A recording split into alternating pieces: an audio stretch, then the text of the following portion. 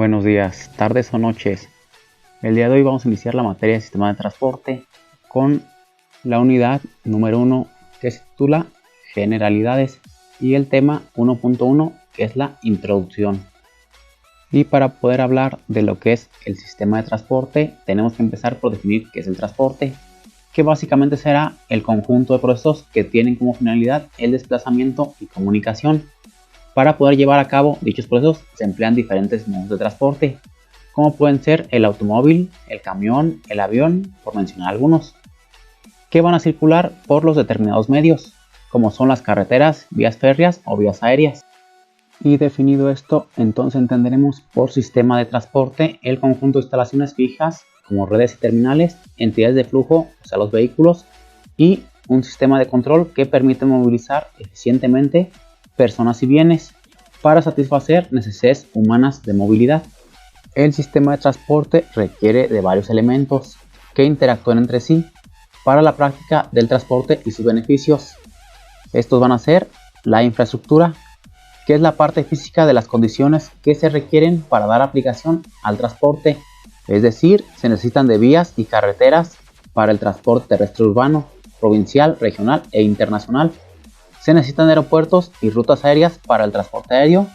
Asimismo se requieren canales y rutas de navegación para el transporte naviero, ya sean estos por mar o por ríos y lagos. Otra parte de la infraestructura son las paradas y los semáforos en cuanto al transporte urbano.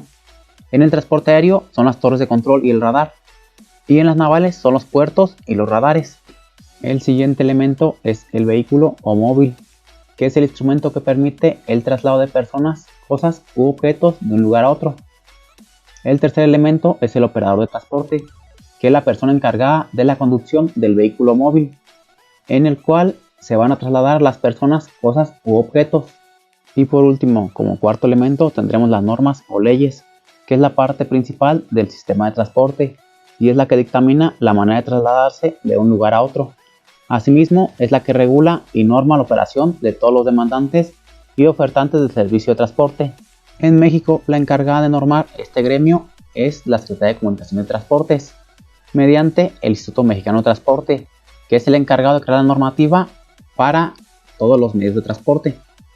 El transporte puede ser clasificado de varias maneras, de forma simultánea, por ejemplo, referente al tipo de viaje, al tipo de elemento transportado o al acceso.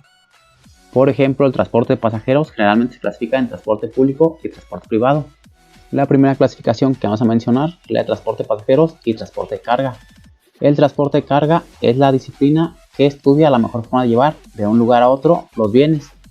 Asociado al transporte de carga se tiene la logística, que consiste en colocar los productos de importancia en el momento preciso y en el destino deseado. La diferencia más grande del transporte de pasajeros es que este se cuenta el tiempo de viaje y el confort. Dentro del transporte de pasajeros podemos distinguir el transporte urbano y el transporte interurbano. El transporte urbano se refiere al que sucede dentro de las ciudades o núcleos poblacionales. Mientras los viajes urbanos son cortos, muy frecuentes y recurrentes, los viajes interurbanos son largos, menos frecuentes y recurrentes. Dentro de la clasificación del transporte urbano tendremos el transporte público y el transporte privado. Se denomina transporte público a aquel en el que los viajeros comparten el medio de transporte y que está disponible para el público en general.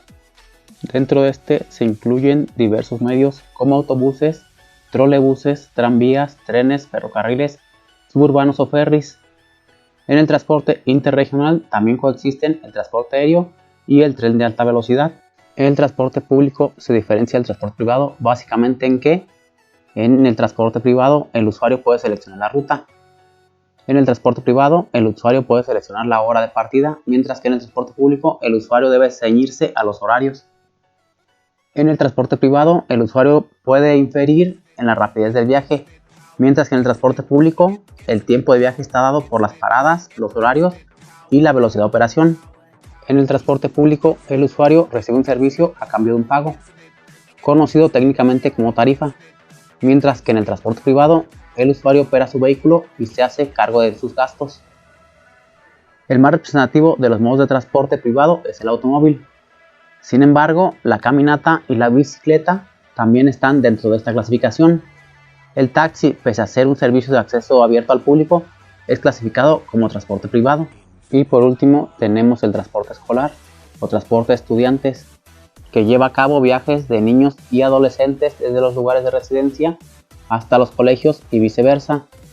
Pese a que muchos de estos viajes se llevan a cabo en medios de transporte privado, es también muy frecuente que se lleven a cabo de forma colectiva en buses y caravanas especiales para este propósito. En Estados Unidos, por ejemplo, es habitual que se dediquen autobuses para llevar a los escolares de su lugar de residencia a la escuela. La normativa de Estados Unidos obliga a que un cuidador adulto, aparte del conductor, vaya en autobús y que los autobuses no tengan más de 16 años. En otros países como Alemania o Finlandia, los alumnos van solos en los vehículos del transporte público de la ciudad. Normalmente, los estudiantes reciben una tarjeta que les permite hacer uso de estos servicios por todo el semestre de forma ilimitada, a un costo muy bajo, subsidiado. En el caso de Chile, posee una tarifa diferida para estudiantes a la que se puede optar presentando un pase escolar al momento de cancelar el pasaje. Esta a su vez permite optar a diferentes tarifas, siendo educación primaria un pasaje sin costo, al igual que la educación secundaria. Además, la educación superior tiene un porcentaje del pasaje de adulto de 50% en algunas regiones y 33% en Santiago de Chile. En Estados Unidos, más del 40% de los niños y niñas van al colegio en bicicleta. Otra definición de suma importancia dentro de la materia va a ser lo que es un medio de transporte, que básicamente se refiere a los contenedores o vehículos necesarios para permitir los traslados entre orígenes y destinos del viaje. Y hay que diferenciar estos de los modos de transporte, que básicamente van a ser la modalidad o tipo de infraestructura necesaria para llevar a cabo los desplazamientos. Dentro de esto se incluye el peatón, la bicicleta, el coche, el autobús, el camión, los ferrocarriles, el transporte fluvial y marítimo, dentro de ellos los barcos, canales y puertos, el transporte aéreo, donde están los aeroplanos, aeropuertos y control del tráfico aéreo, incluso la unión de varios o de los tres tipos de transporte. Se habla de un reparto modal para describir en un ámbito dado cómo se distribuyen los viajes entre los distintos modos que utilizan la infraestructura. Según los modos de transporte utilizados, el transporte se clasifica o se categoriza como sigue. El transporte por carretera, donde básicamente son los peatones, bicicletas, automóviles y otros vehículos sin rieles. El transporte por ferrocarril, que básicamente es el material rodante sobre las vías férreas. El transporte por vías navegables, transporte marítimo y transporte fluvial. Para el agua, el barco es el más conocido. El transporte aéreo, que son las aeronaves y aeropuertos. También tenemos el transporte combinado, que utiliza varios modos de transporte y la mercancía se transborda de un vehículo a otro. Este modo de transporte se ha desarrollado dando lugar al transporte intermodal o transporte multimodal, en el que la mercancía se agrupa en unidades superiores de carga, como el contenedor, que permite el transporte por diferentes vías, sin ruptura de la carga. También tenemos el transporte vertical, que son los ascensores y montacargas, transporte por tuberías o oleoductos y gasoductos, en los que se impulsan fluidos a través de tuberías mediante estaciones de bombeo o de compresión. Asimismo, y como ya lo mencionamos, puede distinguirse entre transporte público y transporte privado, dependiendo de la propiedad de los medios de transporte utilizados. Dentro del transporte de pasajeros podemos distinguir la integración del transporte multimodal, que básicamente habla del uso de más de dos modos de transporte. Dicha integración puede ser física, operativa o tarifaria. Por ejemplo, la integración entre el bus y el sistema metro o tranvía. Por otra parte, al hablar de integración intermodal, diremos que es la integración entre rutas de un solo modo de transporte, y dicha integración puede ser física, operativa o tarifaria. Por ejemplo, la integración entre dos rutas donde benefician al pasajero con una tarifa menor por usarlas en un solo recorrido. Por último, hablaremos de la modelización del transporte. La modelización de transporte o modelación de transporte permite planificar situaciones futuras y actuales del transporte urbano. El concepto de modelo debe ser entendido como una representación necesariamente simplificada de cualquier fenómeno, proceso, institución y en general en cualquier sistema.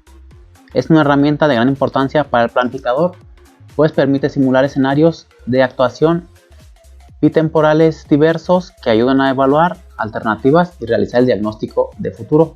El esquema clásico de modelación es el de 4 etapas y 4 pasos. En el paso número 1 se realizan modelos de generación de viajes para evaluar viajes producidos y atraídos por cada zona de transporte en distintos escenarios. El paso número 2 realiza modelos de distribución para estimar matrices origen-destino. Para el tercer paso se realizan modelos de selección modal para determinar la captación de cada modo entre las distintas relaciones origen-destino para los motivos que se calibren. Y para el cuarto paso se realizan modelos de selección de ruta o asignación que permiten determinar los caminos o rutas escogidas para cada relación y la carga por tramos para líneas o redes viarias en los distintos periodos horarios analizados. A veces, según los datos disponibles y el tipo de análisis que se desea, se puede prescindir del modelo de generación, quedando en 3 etapas solamente y obteniéndose únicamente el modelo de distribución. En corredores de carreteras sin transporte público realmente competitivo es frecuente suponer que no hay trasvase modal y solo se use el de distribución o modelo de crecimientos y el de asignación únicamente. También se pueden mencionar otros tipos de modelos como los de usos del suelo que permiten análisis interrelacionados y complejos entre actividades en el territorio y transportes. Y es con este último dato que concluimos este tema. Nos vemos en la siguiente clase. Hasta la próxima.